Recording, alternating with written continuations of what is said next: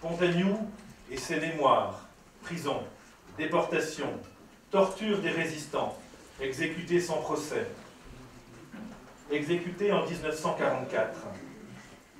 Parmi eux, mon grand-père, résistant saint-politain, pensionnaire de la prison de Pontagnoux durant la dernière semaine de son existence, abattu ensuite par les nazis sur le champ de tir de la marine, puis enseveli pendant 18 ans au Bougain, dans les douves des fortifications. Monsieur le Président, Mesdames et Messieurs, nous sommes certains qu'il est possible de réfléchir ensemble, collectivement. Nous ne sommes pas opposés à un projet de valorisation de Pontagnoux, projet qui passe sans aucun doute par des investisseurs privés, mais avec des partenaires connaissant vraiment le dossier Pontagnoux, le lieu, son histoire, notre histoire. Il n'existe pas sur le site de Pontagnoux de bâtiment d'une époque antérieure. Évoquer un bâtiment imaginaire pour trouver une option de rénovation architecturale n'a tout simplement pas de sens. Le bâtiment est historique, construit de 1805 à 1810. Ses étroites fenêtres, ses murs, ses voûtes sont ce qu'ils sont. Pontagnoux, c'est un pan entier de l'histoire de Brest et de la France. Ces hommes ordinaires, ces hommes illustres, Napoléon, avant lui Richelieu, dès le XVIIe siècle, Louis XIV avec Vauban, ses successeurs, dont Choquet de l'Indu, et plus près de nous, l'homme du destin, Charles de Gaulle, à Brest, en juin 40, s'embarquant pour l'Angleterre. De Gaulle encore, à Brest, martyrisé, mais libéré le 27 juillet 45, photographié devant les ruines du monument aux morts, en mémoire des marins, des Iliens, de saints, ou d'ailleurs, des patriotes. C'est aussi en leur nom que nous vous le demandons. Pontagnoux peut être l'occasion de nous dépasser, d'engager une dynamique, par l'histoire et pour la mémoire. Faire de Brest, grâce à ce monument historique, un véritable centre de l'histoire de la Bretagne. Brest la brestoise, oui, mais Brest la finistérienne, Brest la bretonne, et pas Caroucourance. Respecter une intégrité de Pontagnoux pour en faire un lieu de mémoire, d'enseignement de l'histoire. Et une histoire pas seulement savante, une histoire culturelle et populaire. Une histoire publique, destinée au plus grand nombre. Car l'histoire est partout. Une histoire fonctionnelle qui vise l'utilité publique et le bien commun. Un lieu de culture, d'art, d'exposition, de conférences publiques pour lutter contre l'ignorance et contre l'oubli. Pour permettre la compréhension des périodes les plus noires de notre histoire. Prison au pluriel, château, refuge royal de la Madeleine, Pontagnoux, Bougain, dont l'histoire non théorique reste à écrire. Une histoire de chair et de sang, certes, mais notre histoire.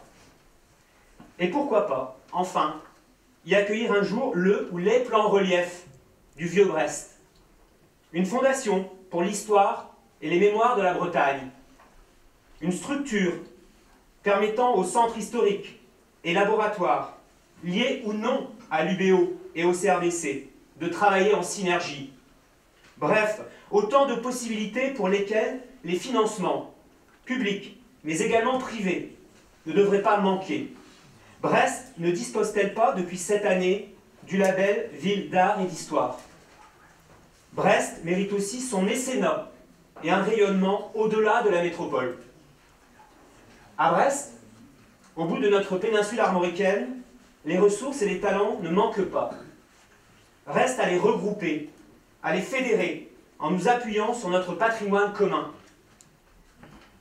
Brest détruite est aujourd'hui debout, Monsieur le Président, Monsieur le maire. Elle le doit aussi aux grands travaux de ce début de siècle. Tramway, port, plateau des Capucins. devenu ce formidable espace récréatif et culturel, ce lieu de balade à part entière, respectueux de notre mémoire ouvrière et populaire, à 2 pas de Pontagnoux et de la rue de Saint-Malo. Pontagnoux, c'est un quartier désigné comme tel dès le XVIIIe siècle.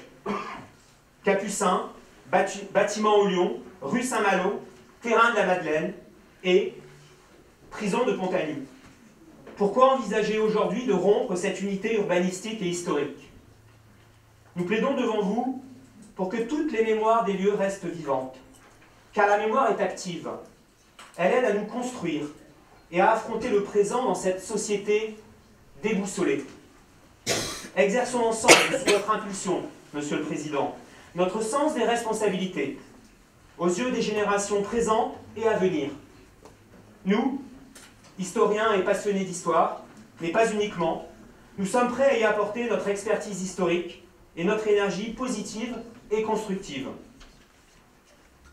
Moi, Roland Bizien, natif de Quérinou, riverain du Bougain, historien du Vieux-Brest, amoureux des 2 rives et au-delà de son pays, de notre Finistère, en Bretagne, Monsieur le Président, Monsieur le maire, Monsieur François Cuyandre, au nom de l'appel des 79, 79 ans après le début de la Seconde Guerre mondiale, au nom des milliers de Brestois, au sens large, engagés pour nous soutenir, pour soutenir notre mobilisation, au nom de tous, je vous demande d'associer les Brestois et les habitants de la métropole à une réflexion élargie et sérieuse sur l'avenir de Pontagnoux et au-delà, sur l'aménagement de la ville et de la métropole dont le cœur reste à offrir.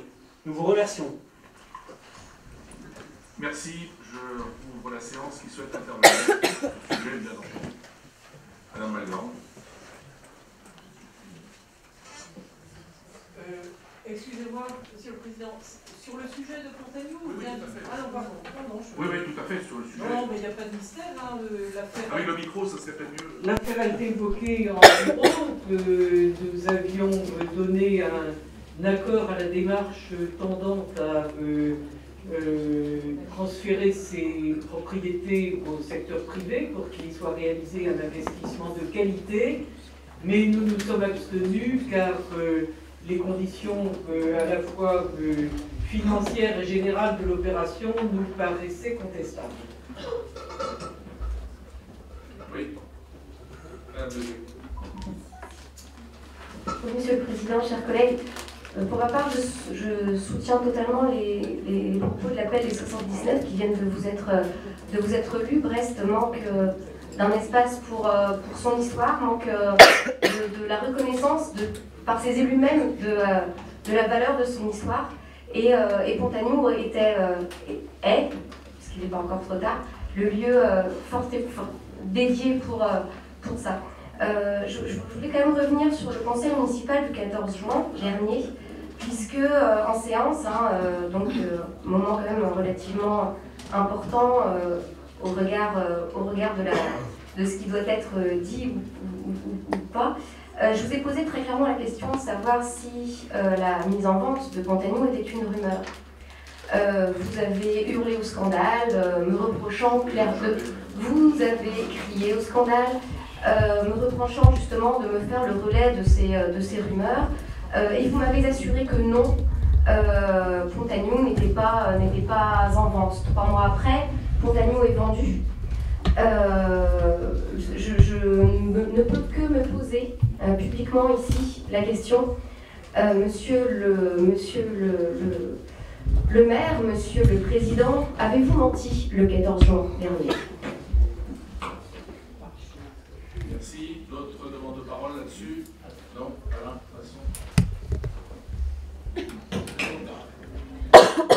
Monsieur le Président, comme vous l'avez indiqué, le dossier était vu en bureau communautaire parce que c'est le lieu dans le cas des compétences entre le bureau et le conseil. Donc ce dossier a été évoqué lors du bureau communautaire il y a 10 jours.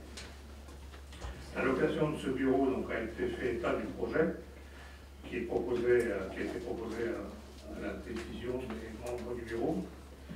Ce projet comporte d'une part la réalisation d'une trentaine de logements sur le bâtiment existant et la réalisation aussi d'un espace de mémoire. Cet espace de mémoire doit être construit avec bien sûr le promoteur, mais aussi avec toutes les personnes qui sont intéressées et qui ont des éléments à apporter pour la constitution de cet espace de mémoire. Vous avez d'ailleurs commencé à rencontrer des associations qui sont intéressées par ce lieu, enfin, travailler sur ce lieu. J'ai vu la date. Et donc, à ce jour, ce qu'il est proposé, c'est que, une fois que la problématique du bâtiment, qui actuellement est en affection par les bâtiments historiques, une fois que cet espace sera donc répertorié et où les informations sur l'ensemble de l'histoire de ce lieu qui a encore des éléments à nous donner sur la vie de ce lieu. Donc une fois que les éléments patrimoniaux seront connus, donc, nous travaillerons avec ceux qui le souhaiteront sur cet espace de mémoire qui, donc, le promoteur a indiqué dans la presse, je crois, qu'il était aussi d'accord pour préserver un espace qui n'est pas uniquement une plaque, mais un lieu pour ce travail. Concernant le bâtiment en lui-même, parce que parfois on a l'impression que le projet c'est de raser la prison de Pontagnoux, c'est pas du tout l'objet. D'ailleurs c'est pour ça que le prix de cession est très en deçà de ce qu'on pourrait imaginer pour un bâtiment, pour un terrain qui est positionné comme il est. Donc on est dans une démarche avec les bâtiments de France, de regarder de plus près ce qui est possible de faire sur ce bâtiment en gardant l'essentiel de son aspect et de sa particularité. Concernant les éléments de mémoire qui existent sur la ville de Brest, puisqu'il y a un certain nombre de lieux de mémoire qui sont ouverts partiellement ou totalement au public. Et vous avez plus rajouté, Monsieur le Président, Monsieur le maire, les abris dans le parcours de mémoire de cette difficile période de notre histoire entre 40 et 45.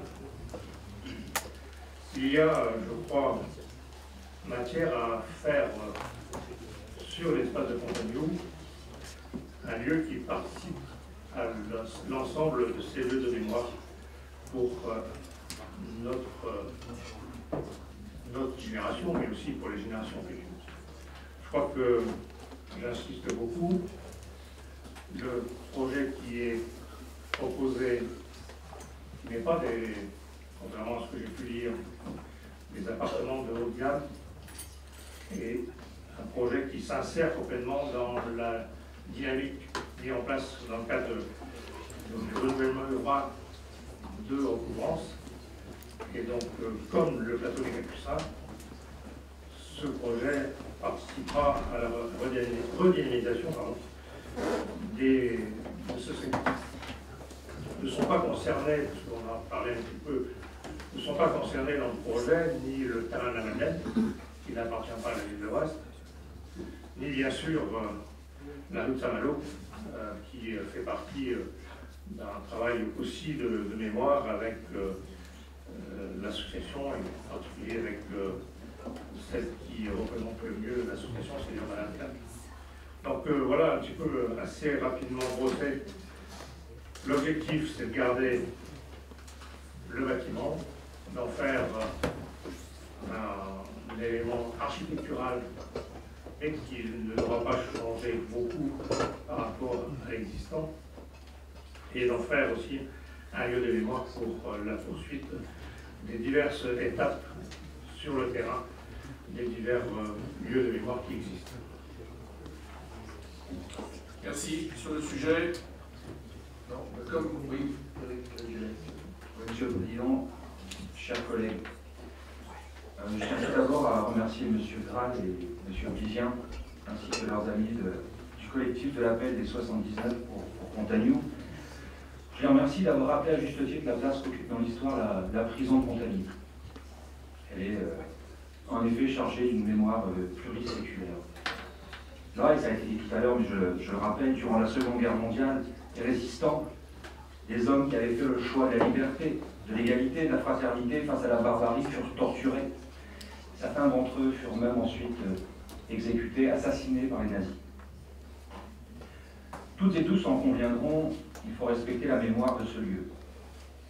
Son histoire doit être transmise aux nouvelles générations, aux futures générations. Et précisément, il nous appartient de veiller à ce que la mémoire de Brest perdure, au travers d'espaces mémoriels, de cérémonies commémoratives, de soutien aux associations patriotiques, aux associations d'anciens combattants notamment. Sur ces différents points, la ville de Brest est présente, elle est active. Sur le projet de transformation de la prison de Pontagnoux, nous avons conditionné la vente au respect de la mémoire du lieu. Dans une délibération dédiée au sujet lors de notre dernier bureau de métropole, il est en effet bien écrit que l'opérateur prendra en charge la mise en œuvre d'un dispositif d'interprétation de la mémoire des lieux accessibles au public. Ce dispositif reste à imaginer, à élaborer collectivement par l'opérateur, par nous, notre collectivité et d'autres acteurs, au nombre desquels on vient d'évoquer l'ANACRE, que Monsieur le maire a rencontré la semaine dernière. Le premier contact avec l'ANACRE s'est avéré très satisfaisant, les termes même de Madame Friand-Menres, présidente de l'ASSO. Vous avez pu le lire dans la presse. Mais il n'y a bien sûr aucune exclusive. Alain Masson vient de le rappeler à l'instant, la porte est ouverte. Nous en sommes au début de la réflexion, le projet n'est pas écrit. Travaillons ensemble à sa construction, à sa réussite. Monsieur le Président, je vous remercie. Merci, je crois que tout a été dit. Je répète ce qui vient d'être dit. Ce que j'ai proposé à la NAC vendredi dernier, c'est que les représentants du collectif des 79 puissent participer à la réflexion. Encore une fois, le dossier n'est pas bouclé, pas mâché, et le promoteur est ouvert à toute discussion. Donc je crois qu'il faut le faire dans le respect effectivement de la mémoire que nous marquons tous les ans d'ailleurs, à l'occasion des fêtes des cérémonies de la libération de Brest, traversant la ville, du Fort Montbarret jusqu'au monument aux morts, dans tous les quartiers. Et je ne parle pas de la journée des abris, pour célébrer la mémoire de celles et ceux qui ont combattu l'occupant nazi. Voilà, donc la porte est ouverte. Je souhaite que vous puissiez participer avec nous à la définition de ce lieu de mémoire qui est important. Bien, je propose de passer avant de l'ordre du jour, et avant de passer la parole à Madame Malgrand, j'avais deux choses à voir, deux propos préliminaires. Le premier sur le dossier du RTED, je passerai ensuite la parole à Michel Bourtet. Deux mots rapides pour dire l'état du dossier. Suite à la procédure engagée dans le cadre du Brexit, les instances européennes, c'est particulièrement étonnant, ont souhaité présenter un projet de repli, si je puis dire, excluant les ports français. Ce qui était plutôt étonnant, vous en conviendrez, pour celles et ceux, même si on dit que les Français sont doués en géographie, pour celles et ceux qui connaissent un petit peu la géographie. Alors, d'après nos dernières informations, mais non consolidées, les ports du Havre et de Caen seraient réintégrés dans le dispositif. Et j'ai dit qu'en Cherbourg, excusez-moi, et du Havre et de Cherbourg seraient réintégrés dans le dispositif qui sera présenté par le gouvernement français. Pas les ports bretons. Pas les ports bretons, Brest, Roscoff, mais aussi Saint-Malo. Et donc, je trouve que cette proposition n'est pas acceptable. Et j'ai écrit avec le président de la Chambre de commerce et la présidente du conseil départemental au Premier ministre pour dire qu'il fallait les réintégrer dans le dispositif.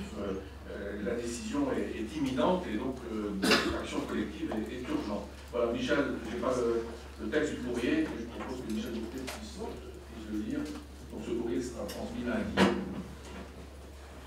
Le dossier ancien, j'ai évoqué le Brexit, mais notre inscription au port de Brest est bien antérieure, et je vous rappelle, pourquoi la demande d'État, que nous avions obtenu d'un ancien Premier ministre, Bernard Pivot, qui s'appelle toujours Bernard Pivot, depuis Premier ministre, l'inscription de notre port dans le cadre du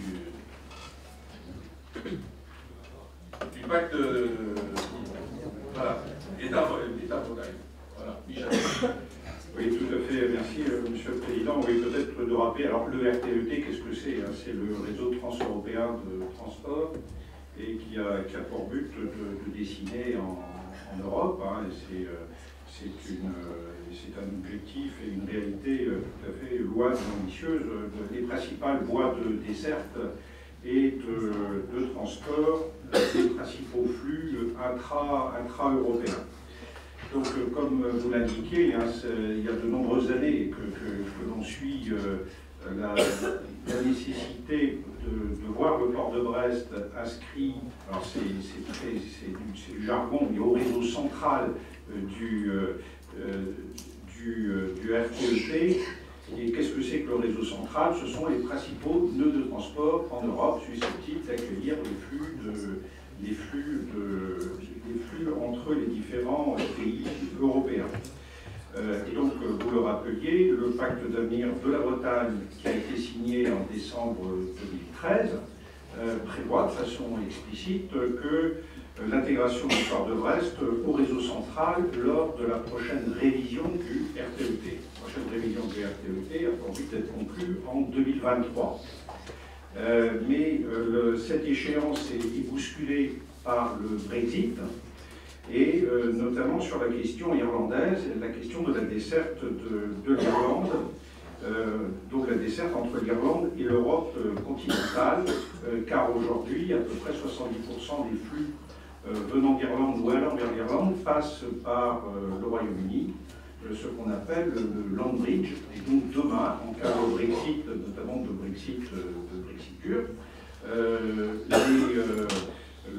s'est posé la question de savoir comment traiter ces transports, ces flux entre l'Irlande et l'Europe continentale, l'Union européenne continentale. Et donc c'est là où se trouve le sujet. Et donc nous souhaitons du coup cette échéance prochaine de la révision du RTET étant bousculée par l'actualité du Brexit et de la question irlandaise, nous souhaitons proposer, rappeler que la péninsule bretonne, et notamment sa pointe, sont le lieu qui permettent à la fois par ses capacités portuaires, mais aussi ferroviaires et routières, que s'il s'agit de la route maritime la plus courte entre l'Irlande et le continent européen, que c'est une alternative au port de l'Europe, une alternative tout à fait crédible et réaliste au port de l'Europe du Nord. Donc c'est de façon à rappeler cette alternative bretonne. En faisant attention à deux points qui nous paraissent importants. D'une part, c'est que d'être renvoyé à une révision de ce réseau européen en 2023 ne constituerait pas en l'état une réponse acceptable, puisque d'évidence, les opérateurs de transport, les industriels, les armateurs, en cas de Brexit, auront fait leur choix à court terme, et plus tard, de notre point de vue, ne modifieront pas ultérieurement leur chaîne logistique. Et deuxièmement, si nous étions renvoyés au dispositif existant pour les autoroutes de la mer, ça ne paraîtrait pas être une réponse adaptée aux enjeux. Donc, dans l'état actuel de nos informations, il y a des négociations en cours qui sont tout à fait logiques entre le ministère des Transports et la Commission européenne, qui pourraient se conclure dans les tout prochains jours. Et donc nous souhaitons, c'est le but de cette démarche, que cette négociation confirme l'inscription du système portuaire de Brest et de Roscoff au réseau central européen. Voilà le sens de notre démarche et les motifs et les raisons de celle-ci. Très bien, merci. Des demandes de parole sur ce sujet, Madame Kovacic? Madame Magor, sur ce sujet ou sur un autre? Sur ce sujet. Très bien, allez-y.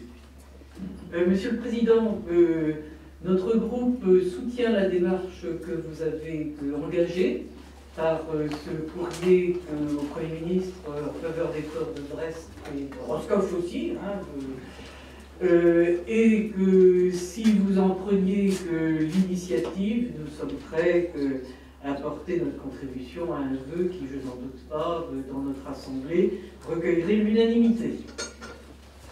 Merci. Oui, monsieur Bourgogne. Oui, merci Monsieur le Président. Je voudrais simplement apporter quelques précisions à ce qui vient d'être dit et peut-être rappeler deux choses. La première est que nous avons tous à nous mobiliser pour faire en sorte que la pointe de Bretagne, notre ville de Brest, notre port de Brest, celui de Roscoff, puisse être intégré non seulement dans le réseau central, mais n'oublions pas le réseau global qui lui aussi est actif actuellement. Bien sûr, le Brexit bouscule un peu les choses, mais je crois savoir, et je crois qu'il faut le rappeler quand même, parce qu'il va tout de dire et de crier contre l'Union européenne et la Commission, qu'au moment des consultations, eh bien, il n'y a pas eu de réponse de la France. Il n'y a pas eu d'intervention du précédent gouvernement ni de celui-ci. Et je crois que ça, c'est une des remarques qui paraît être intéressante et importante à rappeler. Maintenant, les choses sont en train de s'engager. Il est vrai que la réforme, la restructuration des corridors maritimes interviendra en 2023. La proposition que, et si mes informations sont bonnes, que la Commission européenne peut faire, c'est que nous ayons à présenter un projet qui soit de dimension européenne et qui puisse permettre de faire de Brest un point d'étape entre éventuellement l'Irlande, mais c'est l'Irlande qui nous intéresse sur ce sujet, et une autre région européenne. Et j'avais eu l'occasion de le dire que notre réflexion pourrait par exemple se porter sur une liaison entre Brest, l'Italie et l'Irlande. Voilà quelque chose qui pourrait être apporté. Nous pouvons tous nous retrouver sur ce sujet, mais il faudra aussi passer par les infrastructures ferroviaires, les infrastructures routières. On n'ira pas plus loin si nous n'obtenons pas, par exemple, la mise en réseau autoroutier de nos 4 voies. D'une côté ferroviaire, il faut peut-être penser aussi à la Via Atlantica qui devrait et qui pourrait permettre de rejoindre différentes lignes plus importantes que celles que nous connaissons dans notre région aujourd'hui. Voilà, Monsieur le Président, les quelques remarques que je voulais faire. Prochaine réunion, il y en aura dès la semaine prochaine, notamment à Dunkerque, puisque vous venez de citer Le Havre. Dunkerque et Calais sont aussi 2 ports qui, eux, sont dans le réseau central et qui ont été également écartés, mais qui entendent se battre pour réintégrer le système. Merci, Pierre Carleschi.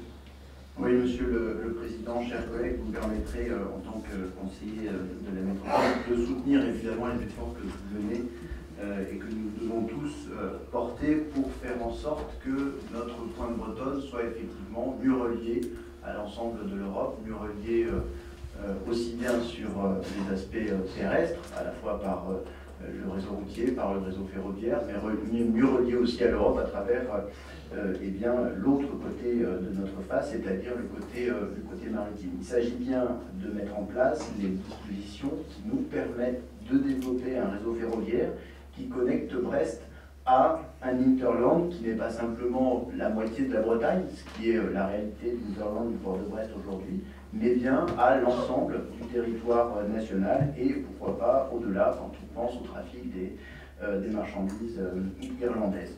L'enjeu, il est donc non seulement l'adaptation du réseau ferroviaire breton, faire en sorte que l'on puisse mieux évacuer les marchandises ou bien faire venir les marchandises jusqu'au port de Brest depuis l'ensemble du territoire européen, mais il est aussi en termes d'investissement sur nos ports, et quand je dis nos ports, il s'agit pour ce qui nous concerne de Brest et Roscoff que nous souhaitons, et c'est le sens du document que vous avez signé, Monsieur le Président, avec le président de la CCI du Finistère et le président du Conseil régional de Bretagne, pour faire en sorte bien que nous ayons une vision partagée sur le système portuaire Brest-Roscoff.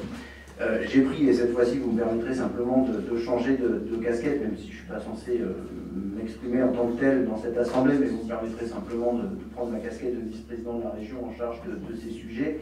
J'ai pris la tâche du cabinet de Madame la ministre Elisabeth Borne cette semaine, de façon à avoir la certitude, parce que le diable se niche toujours dans les détails sur les contributions de l'État, sur la révision, les positions qu'il peut porter au niveau européen, pour avoir la certitude qu'effectivement notre revendication, la revendication que nous portons en commun d'inscription de la plateforme Brest, du système portuaire Brest-Roscoff au réseau central de la RTT soit bien portée. J'ai eu confirmation de la volonté de la ministre, comme elle a pu le dire dans la presse cet été, comme elle a pu le redire dans la lettre envoyée à la commissaire Violeta Bulc il y a quelques semaines, la réaffirmation du fait que c'est bien la position portée par le gouvernement. La ministre Elisabeth Borne redira à travers un courrier, elle s'y est engagée, redira à travers un courrier son souhait de porter effectivement nos ports dans le réseau central du RTET. Cet engagement est absolument essentiel. On le voit, c'est tout le système européen qui en dépend. C'est un système européen qui ne saurait être centralisé autour de simplement quelques axes sur lesquels tout le trafic passerait.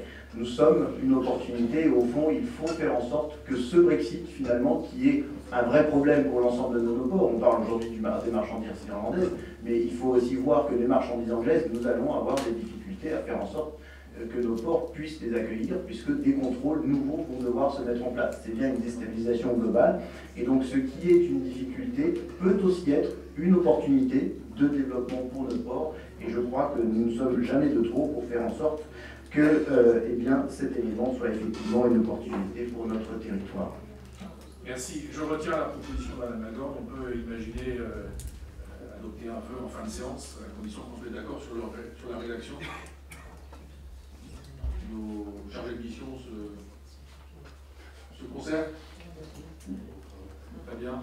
Merci. Oui, Mme Colorati. Oui, merci Monsieur le Président. Sur le sujet aussi, nous on est favorable à un vœu et à participer à la rédaction d'un vœu. On y travaille déjà.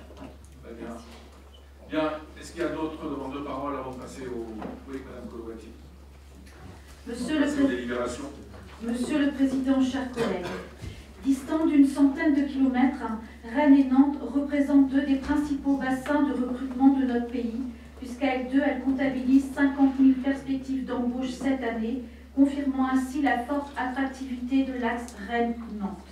Mais leur arrière-pays, en particulier la pointe occidentale de la Bretagne, ne voit pas du tout les mêmes perspectives sur sa ligne d'horizon et doit défendre son accessibilité au niveau aérien, ferroviaire, routier et numérique.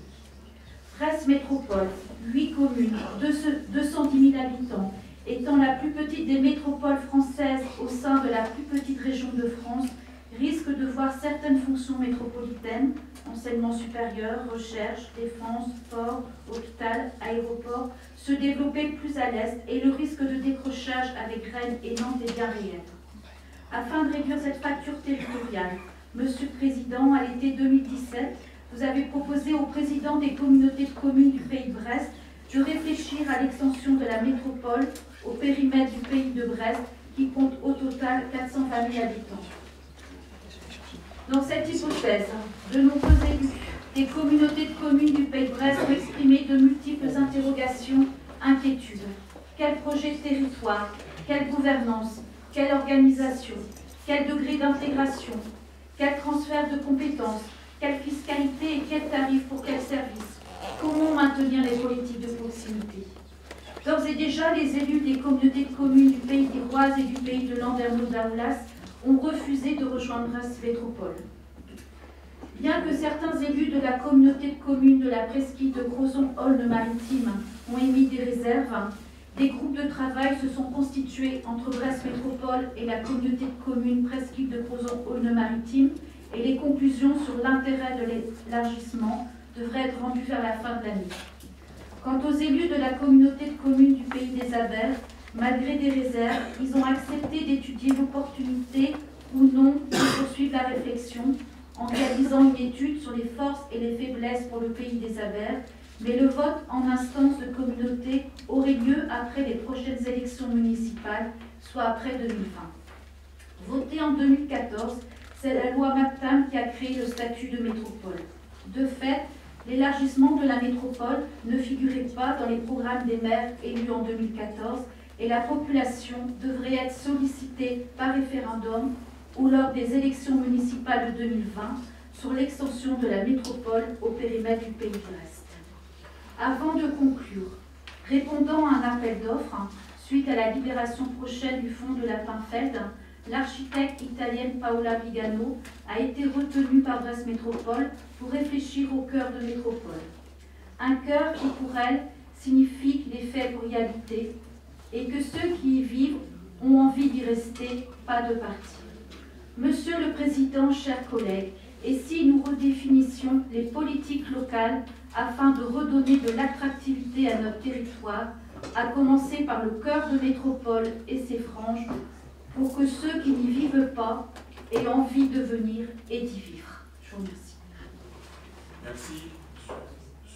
Là-dessus, madame? Non.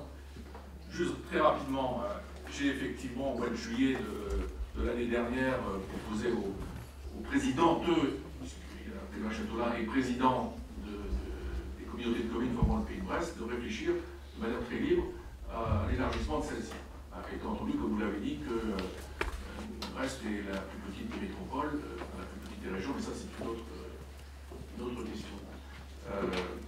J'ai eu une réponse ouverte de la communauté de communes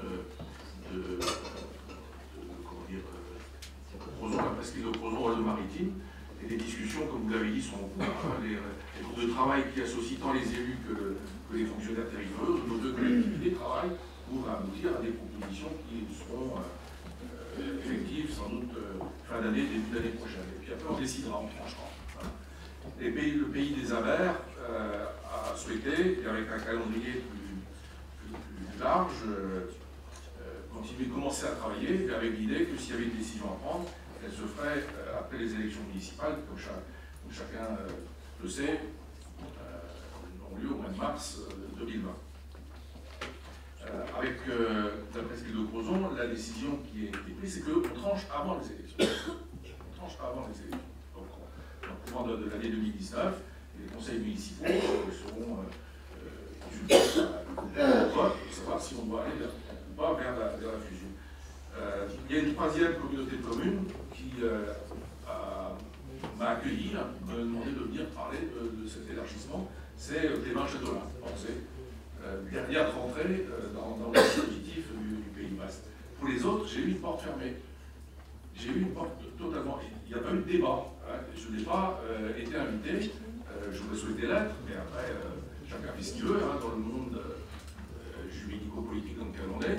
J'aurais souhaité, par exemple, pouvoir intervenir devant les élus de la communauté de communes du Pays d'Iroise pour échanger sur les avantages et les inconvénients de cet élargissement. Ça n'a pas été le cas. Je respecte la décision, mais qu'on ne vienne pas me dire que je refuse le débat. Voilà. Donc, j'espère que côté Crozon, ça va déboucher. Ce que je souhaite et ce que j'espère, c'est que si on aboutit positivement avec nos amis de Crozon, ça puisse faire, excusez-moi l'expression, un peu tache d'huile dans le futur. Sur le cœur de métropole à la Masson. Et encore une fois, je l'ai dit à plusieurs reprises, je n'ai aucun moyen, ni politique, ni juridique, d'imposer quoi que ce soit en la matière. Voilà. C'est la bonne volonté des uns et des autres qui peut aboutir. Oui, sur le cœur de métropole, donc effectivement, un concours a été réalisé par la métropole pour trouver des urbanistes, des équipes pluridisciplinaires qui pourraient apporter des éléments de travail et des éléments de perspective sur notre métropole. Donc je rappelle que c'est parti du fonds de Pinfeld au départ, parce qu'on a toujours un travail à réaliser sur le fonds de Pinfeld, et que le travail qui est actuellement sur le port, avec Port 2040, sur les deux quartiers de Bellevue et de recouvrance avec l'ANRU, sur la problématique du campus, du cœur de campus aussi. Enfin, tout ça nous a amené à dire qu'on avait peut-être intérêt à avoir une vision, une démarche globale et à essayer de mettre en place une vision globale sur tous ces territoires. C'est vrai que nous avons fait le choix de Madame Vigano, qui est une urbaniste italienne qui a un grand prix, je d'architecture en France, qui, je crois savoir, pourrait aussi avoir la même distinction en Italie prochainement. Donc ceci pour dire que le choix que nous avons fait, parmi beaucoup de candidatures intéressantes, hein, parce que il nous restait 5 en dernière liste, mais même pour désigner les 5, ça a été difficile, et que dans les 5, on a fait le choix de Madame Miguel. Elle a effectivement, elle s'est présentée cette semaine. Et une de ses préoccupations, c'est effectivement, comme vous l'avez remarqué, et comme ça a été bien repris par la presse, le cœur de métropole ne fonctionne que si on y habite. Et que donc, la première condition, c'est de mettre en mouvement les conditions pour que les gens habitent le cœur de métropole, ceux qui y habitent actuellement, pas donc le cœur du centre-ville, hein, pour être beaucoup plus simple. Donc, ceux qui habitent actuellement, effectivement, pour les garder sur le centre de la ville, mais aussi attirer d'autres populations. Et je dois dire que les Capucins, le bateau des Capucins, joue un rôle non négligeable dans ce dispositif, puisque les opérations de logement neuf qui se déroulent actuellement sur les bateaux des Capucins est aussi un élément pour ramener sur Brest des populations qui avaient plutôt tendance à être parties à une certaine époque sur la côte ou sur la troisième couronne. Donc on est au début de cette démarche, hein, donc habiter le cœur de la métropole, travailler dans le cœur de la métropole, et avoir aussi une démarche par rapport à la problématique de l'enseignement supérieur et de la recherche, puisque il y a déjà un travail qui est fait avec le campus, et donc de poursuivre ce travail. Donc voilà un petit peu les 2 ans, enfin les 14 mois de travail prévus avec Madame Vigano. Donc vous serez interpellés et elle souhaite une large concertation et un large débat sur les grandes lignes ou cadres qui pourraient être notre ville à l'horizon 2030-2040. Très bien, merci. S'il n'y a plus d'intervention, Madame Melgorn, parce qu'il faut qu'on avance vers les délibérations. Donc je le dis parce que après une certaine heure passée, les rangs s'éclaircissent et on arrive en limite du quorum. Voilà, donc Madame Melgorn. Oui, Monsieur le Président, chers collègues, la sagesse de la Terre est une complicité totale entre l'homme et son environnement. Ces paroles de Pierre-Jacques Esselias résonnent aujourd'hui, quelques jours après la publication du nouveau rapport du GIEC, avec une particulière actualité. L'envergure planétaire de la question ne doit pas nous intimider. Nous avons, nous aussi, comme acteurs locaux, une contribution à y apporter. Hélas, vos politiques métropolitaines sont toujours marquées par une propension à plus d'étalement urbain, plus de béton et de bitume, plus de minéralité, plus de pression sur les terres agricoles ou sur les espaces naturels sensibles. S'agissant du grignotage des terres agricoles, eh bien, il en a été récemment entériné sur la ZAC de la Fontaine-Margot par le compromis que vous avez signé avec les exploitants des fermes de Trambian et de Kérivin-Vao. S'ils peuvent ainsi poursuivre leur activité grâce à des terres libérées par ailleurs, et nous nous en réjouissons, le bilan pour le foncier agricole est négatif. Monsieur le Président, chers collègues, nous ne sommes pas des ayatollahs verts et nous avons voté pour les ZAC à vocation économique, permettant la création d'emplois. Mais si nous avons voté contre la ZAC de la Fontaine-Margot, c'est qu'elle ne répondait pas à l'intérêt général, les besoins en logement pouvant encore pour des années être couverts dans le périmètre déjà urbanisé. Et le propos que l'on vient d'entendre sur le cœur de métropole nous donne à penser que peut-être vous commencez à y réfléchir. Acceptons-en l'augure. Parlons aussi du SCOT. Le projet du syndicat vient de recevoir un avis défavorable à l'unanimité des commissaires enquêteurs. Nous avions fait part dans cette enceinte, lors de la séance du 11 décembre 2017, de certaines interrogations et réserves, et nous nous étions abstenus.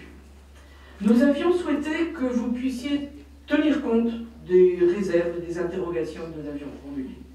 Cela n'a pas été le cas. Nous les avons réitérées auprès des commissaires enquêteurs. Certes, les enjeux du SCOT du Pays de Brest, affichés dans son plan d'aménagement et de développement durable, étaient ambitieux et les constats formulés étaient souvent justes. Pour autant, le document d'orientation et d'objectifs, pivot opérationnel du SCOT, qui devait proposer des perspectives à 50 ans, n'est pas à la hauteur de ses ambitions. En outre, son imprécision laisse craindre que leur contournement soit aisé. Nous considérons que le projet en l'état, certes prenait acte du déséquilibre d'aménagement régional et interrégional, comme au sein du Pays de Brest, mais qu'il n'y répondait pas. Le tout constituant une vision essentiellement administrative. Alors nos observations portaient sur 5 thèmes: l'absence de vision maritime, l'approche trop globale en matière de logement, le besoin en zone d'activité et la défense du commerce de proximité, trop flou, l'absence de lisibilité sur les besoins en déplacement, je cite la grande vitesse ferroviaire, le contournement nord de Brest, le franchissement de la Villeneuve, etc. Et 5e thème, les besoins et l'approvisionnement en énergie sous-évalués et les énergies marines renouvelables. Alors, l'avis négatif de la commission d'enquête met en avant notamment les aspects liés à l'environnement, l'étalement urbain, la pression sur les terres agricoles. Cet avis, Monsieur le Président, nous paraît trop sévère s'agissant de la loi littorale. Nous savons que l'organisation spatiale particulière de nos terroirs, avec notre habitat dispersé, nos villages et nos hameaux, appelle une vision pragmatique de son application. Cependant, l'objectif de réduction de la consommation d'espace affiché dans le projet de SCOT constituait un signal positif en termes d'intention, mais la réduction de 20% finalement retenue est insuffisante, compte tenu du rythme anormalement élevé de la période précédente. Quant à la production de logements, les objectifs affichés, s'ils sont plus réalistes, restent trop globaux et loin de correspondre aux tendances démographiques. Rappelons que sur la seule métropole brestoise entre 2008 et 2014, 100 hectares ont été ouverts à l'urbanisation et depuis 2014, 25 hectares supplémentaires sur 8 zones. Les extensions qui ont eu lieu, Verne, Fontaine-Margaux, Messiouache, Carignou, etc., ont été justifiées par des diagnostics qui étaient dépassés. Et 75 hectares supplémentaires sont déjà programmés, Rodi, Costaud, etc. Cette politique d'étalement urbain par de nouveaux lotissements, outre qu'elle n'est pas neutre sur le plan environnemental, contribue, dans le contexte de notre stagnation démographique, à la dévitalisation du cœur de ville. Un SCOT est un schéma de cohérence. Il faudrait peut-être qu'il soit réellement l'occasion de mise en cohérence de l'ensemble de nos ambitions. Ajoutons aussi que créer de nouveaux lotissements avec un étalement urbain, eh bien, cela exige de nouvelles infrastructures et de nouveaux services pour répondre aux besoins légitimes de leurs habitants. Souvenez-vous, chers collègues, que nous avions, dès 2014, préconisé un moratoire sur les nouvelles zones d'habitat de Brest et une intensification du renouvellement urbain. J'en viens maintenant au projet de contournement nord de Brest. 10 ans de perdus, 10 ans d'erreurs et d'entêtement sur ce projet. À croire, Monsieur le Président, que vous avez la hargne d'un César contre le petit village gaulois du Restic qui ose vous résister. Le contournement du nord de l'agglomération est stratégique pour fluidifier et permettre d'améliorer les déplacements sur un axe est-ouest et favoriser le développement à l'ouest de la métropole. La recherche d'une nouvelle solution de contournement doit se fonder sur des données actualisées. Or, vous relancez aujourd'hui une procédure de concertation sur la base de diagnostics datant de 2008. Nous l'avions constaté lors de l'audition de notre groupe le 2 mars 2018 par le cabinet MD Conseil, mandaté par la métropole dans le cadre d'une étude de contexte selon le courrier que vous nous aviez adressé le 12 février de cette année. Nous attendons d'ailleurs toujours, alors que l'engagement avait été pris, le compte-rendu complet des travaux de ce cabinet de consultants. Sur le fond, la création de nouveaux quartiers comme Messiwal ou la Fontaine-Margot, la mise en service du tramway, les modifications des lignes de bus, l'extension du centre Leclerc, l'ouverture de nouvelles bretelles ont complètement changé les données du problème. On ne peut donc sérieusement s'engager dans un projet aussi daté. Cette absence d'analyse des besoins et d'études sur les flux et le type émetteur-récepteur rend caduque l'ensemble des données du dispositif. Or, vous pouviez, dès 2016, après l'annulation par le tribunal administratif de la déclaration d'utilité publique du projet d'aménagement de la voie de liaison entre la RD 212 et la RD 205, qui avait gardé le Spernote, saisir l'occasion d'abandonner l'option actuelle et d'étudier réellement un nouveau schéma de contournement au nord de l'agglomération. Donc nous exprimons aujourd'hui le vœu, puisque les choses semblent ouvertes, qu'elles le soient réellement étudiées sur la base de données de déplacement complètement actualisées et non pas sur la base des données d'autrefois. Nous avons, j'imagine tous, des ambitions pour Brest et pour la métropole. Pour les réaliser, il faut changer de méthode. Nous proposons des orientations ambitieuses et réalistes au service de tous les Brestois et de la métropole. Je vous remercie. Merci. D'autres, Madame de Wexer, sur le sujet ou sur autre chose? Oui, sur ce sujet, oui. Comment? Oui, sur ce sujet. Allez-y. Oui, alors, l'ayatollah verte que je suis approuve l'essentiel des propos qui ont été tenus par Madame Malgorn, et notamment l'alerte qu'elle lance après la publication le 8 octobre du rapport du GIEC, qui nous fait comprendre que l'augmentation des températures, elle est déjà là, que 2030, ça va arriver très très vite, le moment où les 1,5 degré seront franchis. Et pourtant, Monsieur le Président, chers collègues, l'alias qui nous est présenté aujourd'hui, l'ensemble des délibérations qui nous sont présentées aujourd'hui, montre que vous n'avez absolument pas pris la mesure des enjeux. Cette liasse, ces délibérations sont un triste écho d'une vision complètement dépassée de la métropole. On va avoir pêle-mêle des délibérations d'urbanisme qui laissent une place importante à la voiture individuelle, modèle dont il est urgent de sortir. On va avoir des délibérations qui actent la continuation de la politique d'étalement urbain que vous menez. On a même une délibération qui fait la part belle au modèle daté et destructeur de l'importation de soja transgénique et de l'exportation de volailles congelées. Lorsque j'ai émis ces critiques en commission, le rapporteur, M. Bourtet, m'a dit que mes propos n'engageaient que moi. Mais non, pas du tout, M. Bourtet.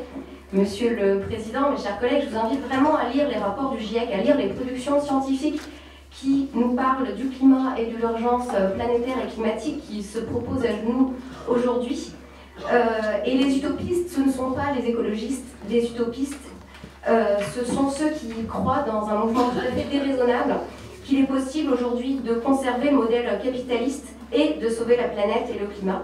Alors, un membre du GIEC a dit cette semaine, en remettant son rapport au gouvernant, « Nous avons remis le message au gouvernement, nous leur avons donné les preuves, à eux de voir. » Alors voyons, Monsieur le Président, chers collègues, voyons, et ce modèle de métropole que vous nous proposez, sans doute qu'aujourd'hui, il faut l'admettre, sa place est dans un musée, et que pour la sortie du prochain rapport du GIEC, qui fera la part belle justement aux villes et à la façon dont elles peuvent se saisir complètement de leur rôle pour jouer un rôle important dans la lutte contre le réchauffement climatique, en 2022, j'espère que l'équipe qui sera en place ici sera bien plus écologiste, sociale et ouverte à ces propositions-là.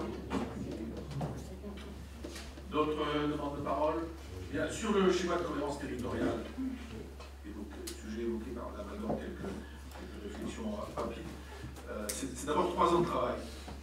La révision du SCOT, c'est 3 ans de travail qui a associé l'ensemble des élus du Pays de Brest et les services des différentes communautés de communes et de la métropole. Je rappelle que le squat a été arrêté au mois de décembre 2017 à l'unanimité des élus du comité syndical dans lequel siègent les élus de l'opposition municipale brestoise. Bon. Comme vous le savez, c'est un document qui fixe les orientations à long terme du territoire qui comprend maintenant, avec l'adhésion du Châteaulin, plus de 400 000 habitants. Et je crois que c'est un document qui se voulait équilibré, qui veut concilier développement économique, développement démographique, reconquête des centres-bourgs, reconquête, madame Algor, des centres-bourgs, et préservation du foncier agricole et naturel. Voilà. Comment on équilibre tout ça sans mettre notre territoire sous cloche. Les personnes associées, ce qu'on appelle les PPA, les personnes publiques associées, les EPCI, ont globalement donné un avis favorable.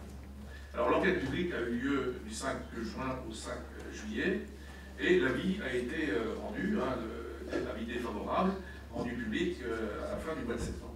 Je crois que cet avis interpelle. Certaines remarques seront prises en compte. D'autres, à mon avis, sont des pures décisions, sont des pures observations d'opportunité. Et c'est pas, je pense que ce n'est pas le rôle des commissaires enquêteurs d'aller sur cette voie. Compte tenu des contraintes liées à l'avancement de 3 PLUI dans le pays de Brest, parce que je rappelle que le squat, ce n'est pas uniquement Brest Métropole, mais vous savez, je le dis, vous le rappelez, et à l'intégration de la communauté de communes de Châteaulin, Clément-Châteaulin-Porzay, le pays de Brest, le bureau du pays de Brest, a décidé de maintenir le calendrier initial. Et une approbation du document qui sera réalisé au mois de décembre. Je dois voir M. le Préfet dans les jours qui viennent d'ailleurs pour échanger avec lui sur cette position.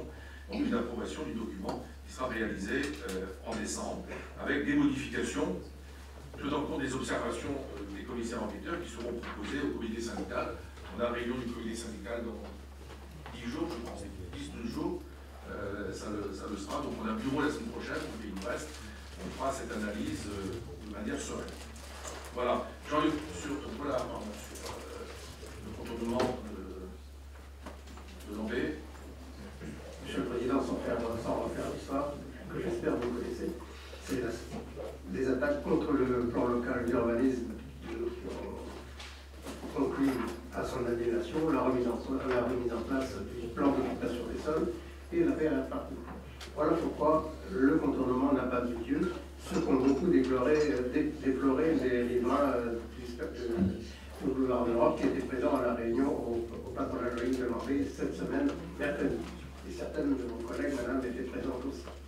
Alors, comme on repart à zéro dans tous les domaines.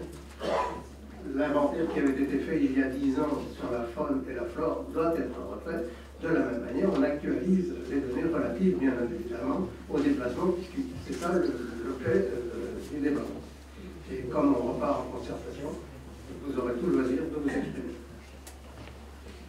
C'est la vie. Merci, Monsieur le Président.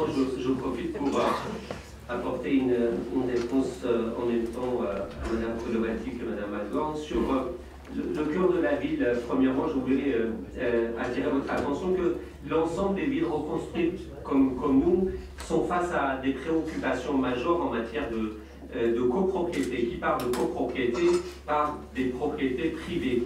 Donc les méthodes d'action de pouvoir public en la matière sont relativement contraintes, mais nous sommes assez volontaristes puisque la ville de Brest a mis en place depuis 1998 un observatoire qui, par recueil des informations extrêmement affinées, permet ici et là d'agir globalement sur notre habitat du centre-ville. Par les opérations de PA ou par les opérations de POPAC, nous rénovons beaucoup d'immeubles dans ce cœur de la métropole et de la ville de Brest. En matière de PLU, nous avons des objectifs de construction et nous avons des objectifs en matière de mitage de zones agricoles. Notre objectif de PLU, c'est 50% de construction en zone urbaine. Ces dernières années, nous sommes à un peu plus de 70% de construction dans la zone urbaine. Donc nous sommes une métropole relativement, je dirais, pionnière en la matière et nous nous inscrivons parfaitement dans le cadre de la loi ORC, éviter, réduire et compenser. C'est pourquoi à chaque fois que nous sommes obligés, contraints de bâtir sur les zones agricoles, nous compensons bien sûr ces pertes de terres agricoles avoisinantes. Permettez-moi juste de dire aussi, Monsieur le Président, venant d'un pays oriental, je souhaite qu'ici, il n'y a pas d'ayatollah tout court, de toutes sortes. Merci, Roland Pichon.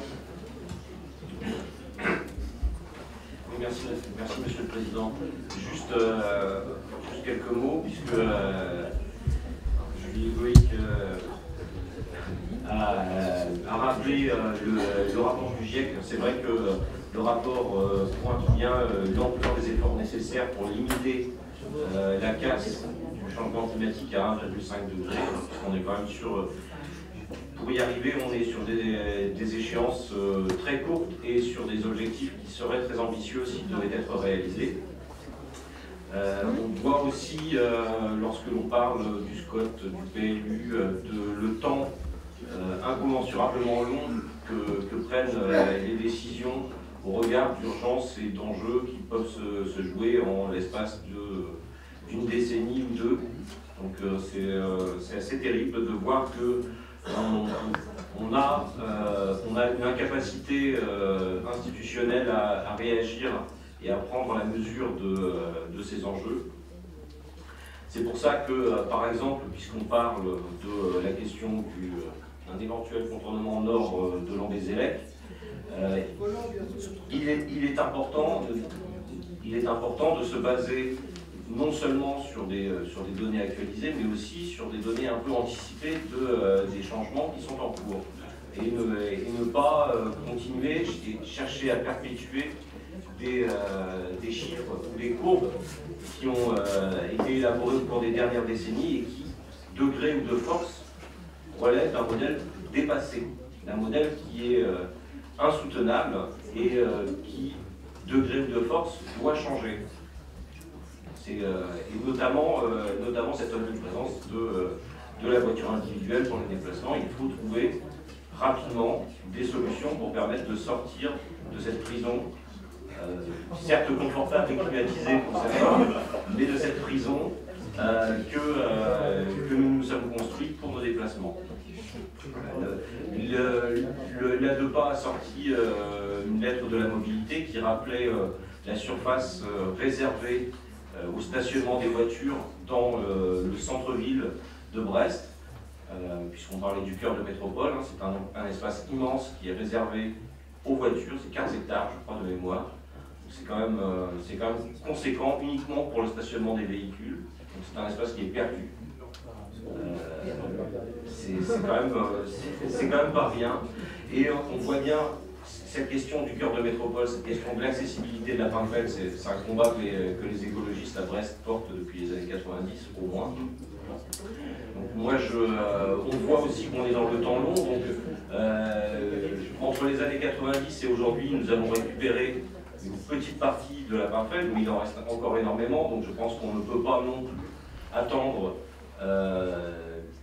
20, 30 ans, 40 ans peut-être que l'armée finisse par libérer l'ensemble du périmètre de la Pinfeld qu'elle occupe aujourd'hui. Il faut travailler sans ces éléments-là pour l'instant. Donc moi j'avais noté justement lors de la présentation du projet de travail sur le cœur de métropole qu'il fallait ne pas attendre que l'armée quitte les lieux pour avancer sur cette question de la redéfinition du cœur de métropole. Ensuite, là où moi après, M. Salami a démenti la moitié de l'étiquette que Mme Algorn voulait se donner. Moi, je lui donne la deuxième parce que elle essaye de verdir un discours en plaidant contre un étalement urbain de proximité et donc par conséquent, au vu de l'organisation territoriale de Brest Métropole et des environs, pour un étalement urbain en deuxième ou troisième couronne. Mais par contre, elle plaide pour un étalement urbain commercial et industriel à Tire-Larigot, sous prétexte... Pas commercial. d'activités sous prétexte de développement économique à tout craint, alors que, y compris sur les activités économiques, il est important également d'être le plus économe en ressources. Si on économise 20 hectares d'urbanisation, d'habitation pour en urbaniser 50 pour construire de l'activité économique, le bilan en termes de destruction reste énorme. Donc on ne peut pas vouloir l'un sans l'autre, enfin vouloir l'un et pas l'autre. On est cohérent là-dessus. Et de même, je pense qu'il est important aussi, lorsqu'il y a des occasions de mettre des logements au centre de la ville, de savoir se saisir de ces situations, y compris dans des bâtiments atypiques. Et c'est aussi un moyen de contenir un petit peu l'étalement urbain qui est dénoncé par ailleurs. Voilà. Donc, moi je souhaite que la métropole s'élargisse, non pas pour des raisons de taille, de nombre et de chiffres, mais simplement parce que la ville réelle, la ville vécue, c'est ce qu'à l'INSEE on appelle l'aire urbaine. L'aire urbaine de Brest, c'est 50 communes. Donc aujourd'hui, nous prenons des décisions d'urbanisme par petits bouts de la ville, que ce soit tant à Brest Métropole, mais aussi dans les communautés de communes à côté. Et c'est ça aussi qui cause des dysfonctionnements et qui empêche réellement d'avoir un aménagement réellement concerté et durable à l'échelle du pays de Brest, parce que tant qu'on continuera à diviser les enjeux en petites communautés de communes, on se retrouvera à se placer, à chacun vouloir sa zone commerciale, son lotissement, sa zone industrielle, sa zone artisanale, ses ronds-points, ses échangeurs, ses pénétrants, ses contournants. Donc on a besoin d'unir les collectivités bien au-delà de la métropole pour pouvoir travailler ensemble à un aménagement durable du territoire. Voilà. Merci Madame Algand. Très rapidement, parce que je vous signale qu'il est 18h20, on n'a pas commencé à avoir la première délibération. Oui, Monsieur le Président, merci. Donc je prends acte des propos de Monsieur Pollard, merci. Je rappelle quand même notre demande d'avoir le compte-rendu, ce qui nous avait été promis, de l'étude de contexte de MD Conseil. S'agissant du SCOT, Monsieur le Président, vous aviez noté que notre propos lors de l'intervention en décembre 2017 était balancé et nous avions plutôt attiré l'attention sur un certain nombre de risques qui se sont en partie retrouvés dans l'avis de la commission d'enquête.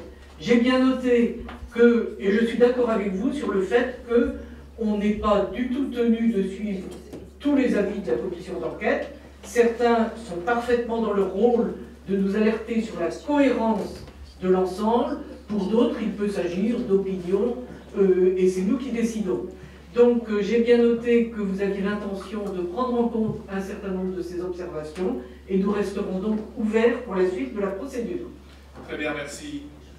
Isabelle Montanari, 30 secondes. Oui, juste 30 secondes. C'est vrai qu'il nous est dépeint un tableau assez noir des politiques que nous pourrons mener autour de l'énergie et du climat. Nous n'avons pas attendu des rapports alarmistes pour travailler. L'ensemble de l'équipe qui travaille depuis plusieurs mandats au sein de cette majorité ont travaillé durement pour mettre en place un certain nombre de choses. Je vous rappelle quand même que nous avons un réseau de chaleur de 25 km qui alimente des logements et des bâtiments publics, que depuis 2017, il est aussi alimenté par une chaufferie bois qui permet de chauffer l'équivalent de 25 000 logements, que depuis 2017, le Miroir aux énergies est le premier réservoir d'eau chaude de France, intégré à un réseau de chaleur, et qu'il est installé à Bellevue, qui permet de limiter les émissions de CO2 pour chauffer l'UBO.